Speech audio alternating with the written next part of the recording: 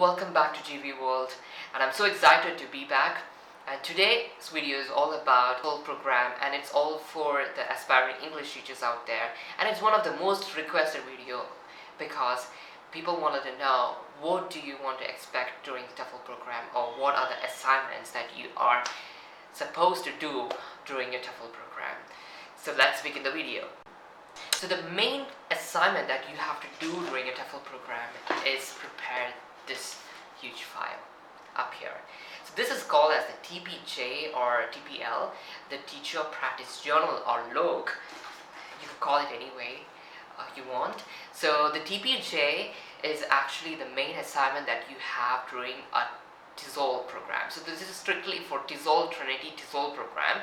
The journal, the first page is going to be is your index page. So there are basically 7 sections in the index page, and I can show you. This is the index page, and there's basically 7 sections: A, B, C, D, E, F, G, and this is actually what you are supposed to do during your program. So the section A is actually the checklist. So you will be given a sheet with number of things to do, and there are tick boxes beside that, so you can tick mark if you have utilized or incorporated any of that into your teaching lessons. For example, the use of projector or OHP sheet for your classroom teaching, use of your own props like your own creation, or use of your own worksheets and things like that. So once you utilize that, your moderator is gonna, or your tutor is gonna tell you that, okay, you have utilized it, you can just tick mark that. So basically, it's always best that you tick mark everything in the checklist by the end of the month, so end of the program. So basically, that gives an idea of the moderator that you have utilized all these things during your teaching practice. So which is really important. So checklist is actually a self-analyzing too.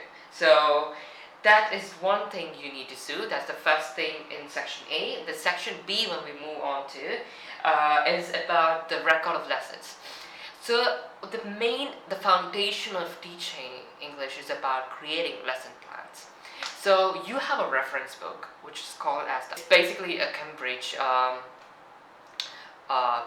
course book. So the Cambridge course book is what your reference is, especially in your Trinity TESOL program. So the teacher is going to select a topic from the course book, and he's going to tell you could reproduce or create your own lesson, and what you need to do is teach what is there in this course book, but you could go creative as much as possible, but you need to meet the target language and things like that.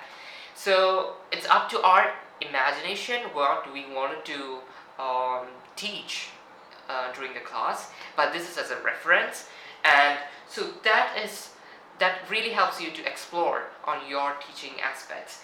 So that is about the lesson plan.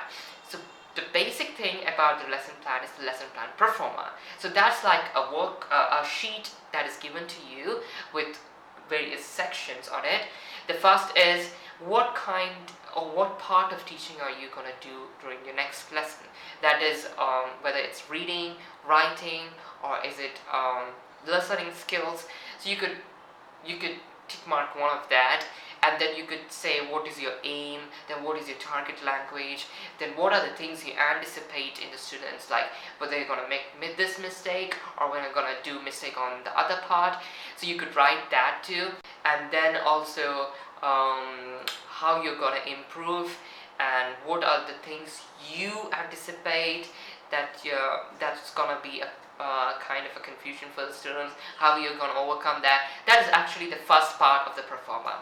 And when you move to the second part of the performer, it's basically a track sheet. There will be the time slot where you could put in the time, like 10:05 you're going to start the class, and how you're going to start the class, and what you're going to introduce to the students, and what are the techniques you're going to use. And then 10:15 what you're going to do. You're going to drill the students. If it's a pronunciation class, you're going to ask the students to repeat the word that you're going to pronounce, and that way you could go like time by time frame. You could by 11 you're gonna end the classroom. So you're gonna end the classroom by an exercise.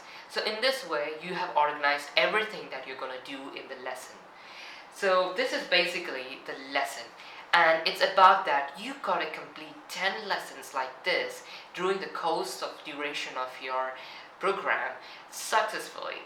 So if you do not have 10 successful lessons completed, then it's gonna be a problem. So you need to make sure that you have 10 successful lessons. If you feel like 1 or 2 or 3 lessons, they're gonna give you extra chances, so you don't have to worry about that. They're gonna give you extra chances, but you need to make sure that you pass and you have 10 successful lessons with you by the end of the program before the mid-course appraisal. So that is one thing. So this is so easy if you have worked or put in an effort. So the lesson plans is okay. Then the C section is the guided observation. So in the guided observation, it's basically you observe somebody else teaching. Initially, you start with your tutor's observation. So you're gonna observe your tutor teaching. You're gonna write the time. Just like the track sheet, you're gonna write the time, when he started the lesson, when he ended the lesson, and so on. And in that way, you are going to observe his entire class, and you're going to write what you liked about that, what you liked, how it really helped the student. So, and after your tutor's observation, you're going to observe your colleagues too. So each one of your colleague, you must have like 5 to 6 guided observations in your TPJ before submission. So that is another criteria. So guided observation is not just about being like a moderator and analyzing, but it's all about analyzing yourself, and it's also about analyzing somebody else's teaching and to take away something from their teaching as well. So it's all about the learning process. So the next section is the D section, which is the peer observation. Peer observation is just similar to the guided observation, but peer observation is about like whenever your colleague teaches or takes a classroom, you are always allowed to sit in the classroom and observe. So you can write down everything, you can jot down every little thing that you found interesting or not in the peer observation. You don't have to put a track sheet or anything of that sort, but you could roughly write it. And you could, because after every lesson, at the end of the day, you have a meetup with your tutor and your colleagues, and that's where you get the feedback of your classroom teaching. So it's so helpful that everybody gets to give their feedback, not just the tutor, and you could collect them and you could make utilize of them to improve your next lesson. So this is the time when you actually look at the peer observation and you tell that this is what I liked about your classroom today. You could talk about your colleague's lesson, or you could talk about his teaching for that day. I like your the way you introduced the students. I really don't think this thing really worked out. Maybe you could just look up to that for your next class.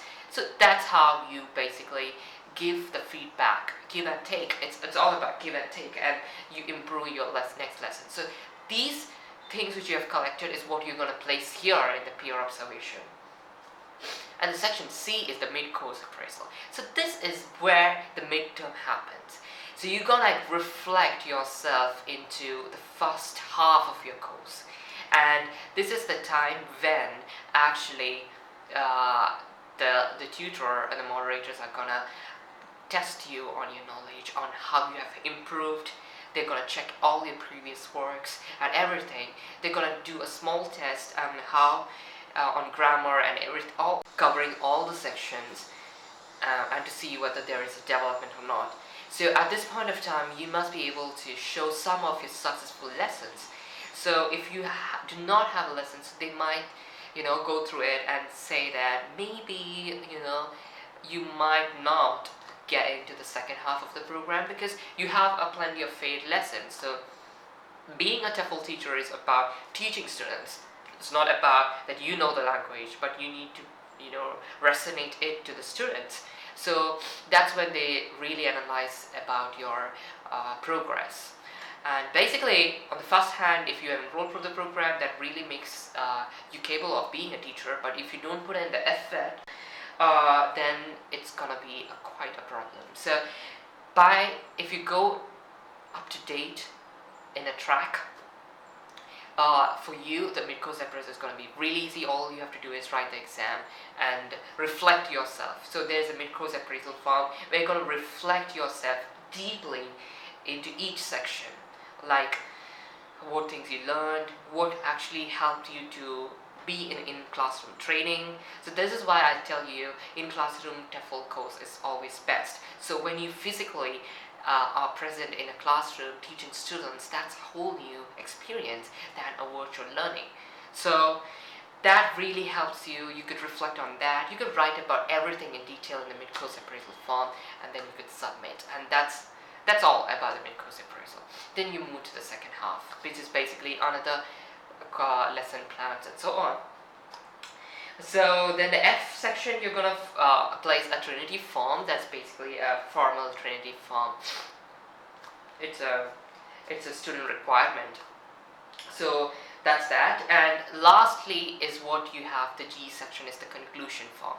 So in the conclusion, you're going to write about what did you expect. You're going to reflect about the whole course, that what do you expect before enrolling for the program, what do you expect after enrolling for the program. So that's what you're going to say in the conclusion form. And you're going to reflect, you can thank your tutors on that, you can thank your moderators on that. So basically, these are the 7 important sections that are going to make your TPJ.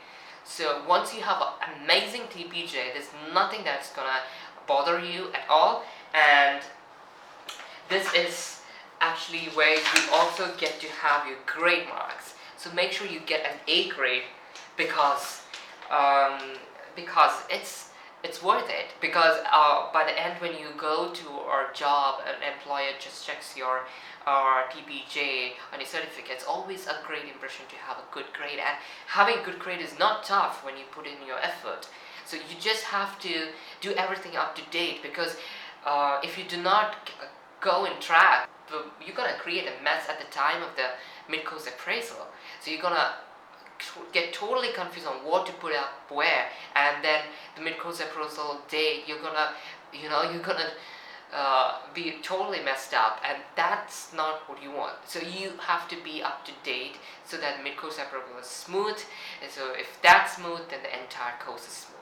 So this is all you are basically going to do. These are the assignments that you're going to do during your Trinity TESOL program, the TEFL program. So this is all you're going to expect. So it's absolutely easy. So you could nail it, and I wish you all the best. For those of you who are going through this right now, you could reach out to me as well if you wanted to have any kind of help regarding the TESOL TPJ preparation. I'm happy to give you whatever insight that I have from my experience. So thank you so much. I hope this really helped you to get more insight. I'll be back with more videos. Till then, this is me signing off.